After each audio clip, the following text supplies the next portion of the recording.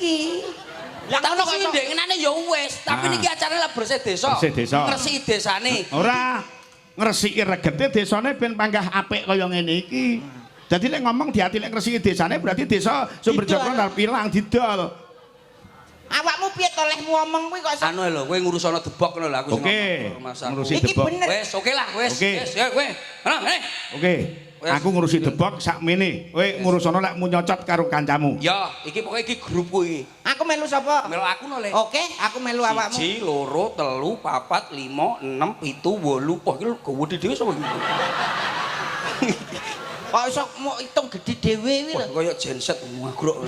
Kuwi dudu genset, Pak. Apa? Kuwi sound control. Sound control dengkulmu. Padha karo iki sinden grupku, sampean ngurusi sewengi iki ngurusi debok. Kowe menengo ning kono, rokok ana, iki tak urusane cacah cilik-cilik iki. Asik. Kowe lak milih-milih sing ndi kowe le.